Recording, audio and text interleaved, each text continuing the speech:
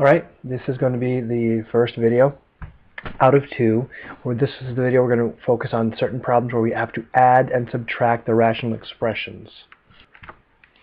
The ones we're adding and subtracting the rational expressions are the ones that are a little more complicated. Problem number 10, problem number 11, problem number 12. The second video I'm going to put together is going to be simplifying complex or compound fractions. Those are the fractions within fractions. Going to do problem 14, problem 16, and problem 15 in that order. Let's go ahead and get started, please. Alright, so problem 10 is a trinomial in the denominator of 12 and has a linear term, not a linear term, but rather a binomial in the denominator of the second fraction. I want to review the steps briefly, so I'm going to mark out this. The steps that we have are 1, we're going to factor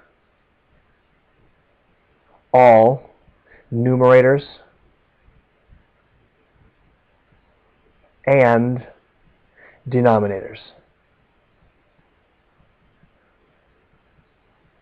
So for example, the 12, we would not have any deal factoring or any business factoring. The 3, this we could try to factor, but it's not going to come apart. We would need to factor apart this piece. All right? Next, what we would do, step number 2, we would need to get a common denominator.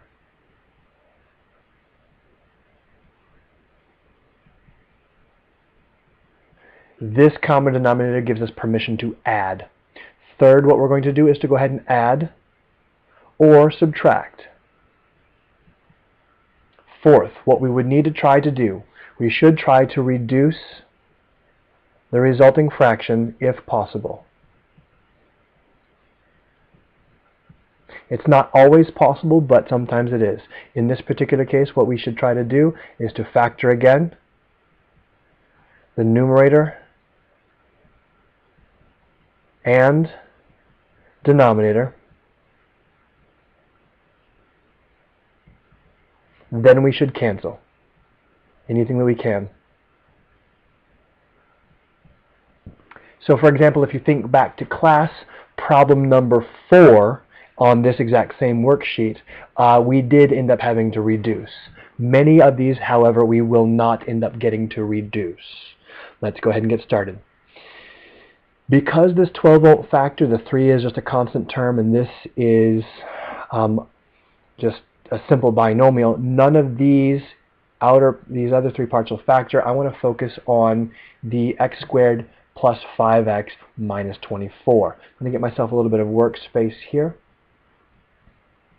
I'm going to take apart this 24, and we're going to have 1 and 24, 2 and 12, 3 and 8, 4 and 6. And we're going to try to subtract in order to get a positive 5. That's going to leave us with using the 8 and the 3. The 8 and the 3, if you subtract them, where you have a positive 8 and a negative 3, that's going to combine and give you your positive 5. So this is going to factor apart into these 2 binomials. That's what this is going to come apart as. What I'm going to do, since there's no other factoring, I'm going to rewrite the problem. 3 here, x minus 3 in the second denominator, 12 in the first numerator. I'm going to rewrite this as x plus 8 and x minus 3. Close this parenthesis. Alright, so that we need now to get a common denominator. And if we were to look in this first denominator underlined in orange, and then we were to look in the second denominator underlined in green, we would see that the orange denominator has x plus 3 and x plus 8 and x minus 3. whereas the green denominator only has the x minus 3. So there's a bit missing. What we need to supply to this second fraction is the x plus 8. We need to put that in both the numerator and the denominator. Because we're not allowed to change the value of this, we're actually functionally multiplying it by the number 1 in the form of x plus 8 over x plus 8. Now we do have common denominators. So what we're allowed to do now is to add these fractions. So I'm going to make one large, make it a little bit neater, one large fraction bar, and I'm going to put the same denominator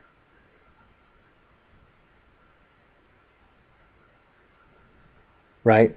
Then what I'm going to do is I'm going to put the numerator, this numerator piece right here, I'm going to add it to this second numerator piece here. All right, so we're going to have, take that blue dot out the way. I'm going to put 12, and then we're going to have 3 times the x giving 3x, and 3 times the 8 giving 24. 3 8s are 24. What we then have to do is to simplify this numerator. So we're going to take one step sideways in order to preserve some space, and we have these two terms are going to combine and are going to give us 14.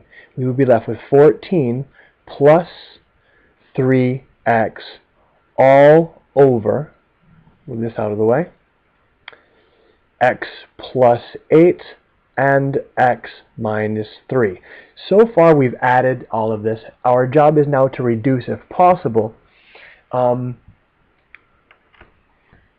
on a minute, I just saw that I made a mistake. I said 3h24 but only wrote down the 20 part of the 4, so I have to change something here. That's a mistake on my part. The 12 and the 24 are going to actually add up to give you a 36. Sorry about that. So now what we're going to do is going to factor this numerator by greatest common factors. And if we were to do that, we were allowed to take a 3 out of both of these. We would have 3 would multiply to, let's put the x in front. X, that's just this term here. And then you would add 3 times the 12. So this is going to become the purple expression, and what we in fact have is 3 times x plus 12 over x plus 8 and x minus 3. There is no common term in the numerator and the denominator, no common factor I should say, and therefore it does not reduce. This is complete here. We could also state the domain. It doesn't ask. But the domain would be x may not equal to 3 or negative 8 based on the denominator. All right? Let's take the next problem.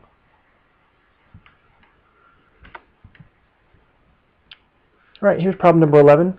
I wrote the steps here on the left-hand side. We're going to do problem 11. All right? So what we need to do is try to factor everything. This top left denominator, or I'm sorry, numerator won't factor now with a 15. This, however, definitely is factorable. You should recognize this as x plus 2 and x minus 2.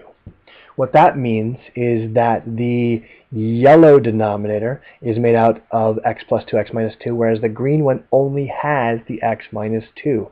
What we need to supply to this fraction on the right hand side, I'm sorry about that, is the x plus 2 over x plus 2. What we would then get would be, you would have on the left x plus 4 all over the factored x plus 2, x minus 2. It's going to be subtracted from 15 times x plus 2 all over x plus 2, x minus 2.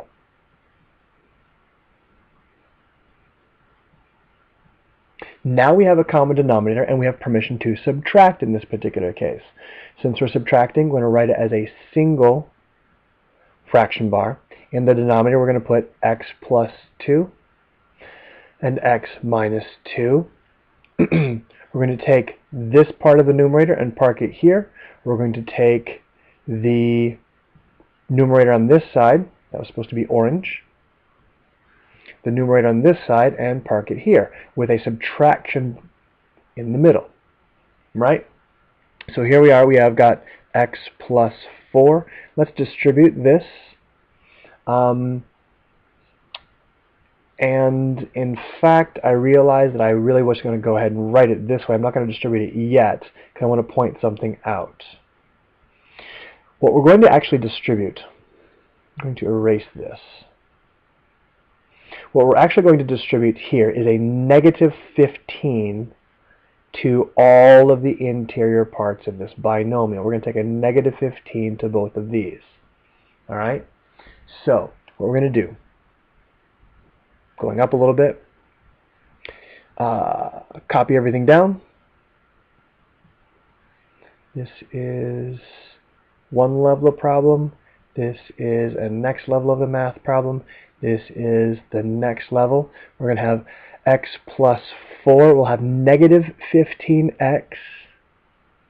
And then we'll have a negative 2. The denominator is going to remain just like it is, unmultiplied. Then we're going to combine like terms. We have this x to combine with the negative 15. We would also have this positive 4 to combine with this negative 2. What we would end up with in this particular case, as the next level of the math problem, would be same denominator,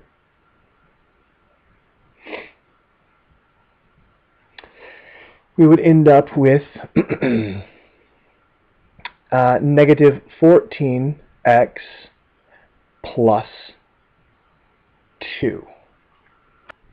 I see that I've goofed again. I'm off my game tonight. This is obviously not supposed to be that. It's supposed to be 30. Because you have negative 15 times 2 gives you a negative 30.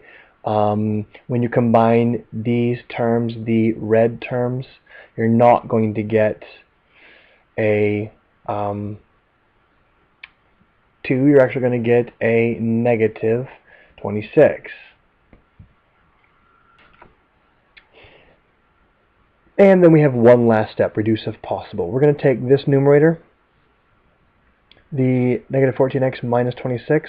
We're going to factor that apart with the greatest common factor. They both, in this particular case, are divisible by 2. So we're actually using negative 2. We've got negative 2, going to give you 7x minus 13.